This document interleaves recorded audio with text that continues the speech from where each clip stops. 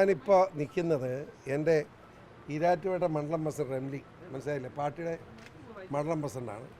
ഈരാറ്റുപേട്ട മുനിസിപ്പാലിറ്റിയുടെ standing committee chairman ഹസീബാണ്.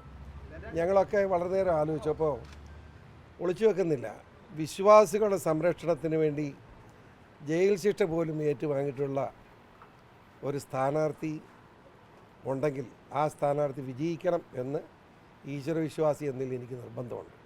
ഞങ്ങളെല്ലാവരും ചർച്ച ചെയ്തു. അതായത് ആ അയ്യപ്പ ഭക്തൻ എന്ന് പറയുമ്പോൾ അതിൻ്റെ പ്രാധാന്യം നിങ്ങൾ മനസ്സിലാക്കണം. അവിടുത്തെ ഇത് ജാതി മതമല്ല, എല്ലാ മതസ്ഥരും പോകുന്ന, ഹിന്ദുവും ക്രിസ്ത്യാനിയും മുസ്ലിമും പോകുന്ന, സായിപ്പും നീഗ്രോയും പോകുന്ന ശബരിമല ശാസ്താവും അതൊരു ആചാരമാണ്. ആ ആചാരങ്ങൾ സംരക്ഷിക്കുന്നതിന് വേണ്ടിയുള്ള പോരാട്ടം നടത്തിയപ്പോൾ അന്ന് ആ പോരാട്ടത്തിൽ ഏറ്റവും സഹായകരമായ നിലപാട് സ്വീകരിച്ച ഒരാളാണ് ഈ നിൽക്കുന്ന സ്ഥാനാർത്ഥി സുരേന്ദ്രൻ. ഇദ്ദേഹത്തെ സഹായിച്ചില്ലെങ്കിൽ അയ്യപ്പ ഭഗവാൻ ജയിച്ചെന്ന് പറയാൻ കഴിയില്ല. ക്ഷമിക്കുക, ഇത് വലിയ ഭൂരിപക്ഷത്തോടുകൂടി ഈ സ്ഥാനാർത്ഥി വിജയിക്കും. യാതൊരു തർക്കവും ആർക്കും വേണ്ട. എല്ലാ പിന്തുണയും കൊടുക്കും, യാതൊരു സംശയമില്ല.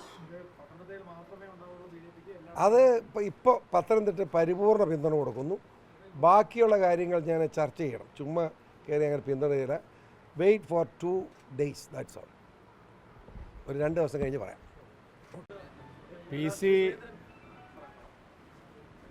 പി സി ഒരു വളരെ കാലമായിട്ടുള്ള ഒരു സുഹൃത്താണ്.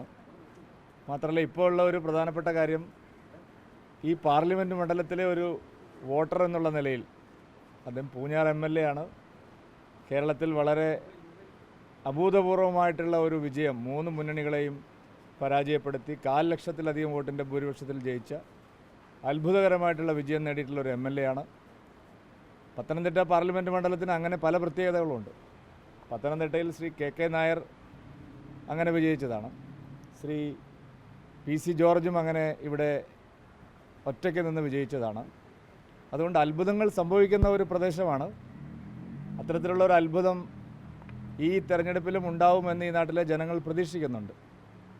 ഇപ്പോൾ ഞങ്ങൾ വന്നിട്ടുള്ളത് ശ്രീ PC ജോർജ് ഇവിടുത്തെ ഒരു വോട്ടർ എന്നുള്ള നിലയിൽ അദ്ദേഹത്തിൻ്റെ കുടുംബാംഗങ്ങളുടെയും വോട്ട് അഭ്യർത്ഥിക്കുക എന്നുള്ള ഒരു സ്ഥാനാർത്ഥിയുടെ കടമ എന്നുള്ള നിലയിലാണ്.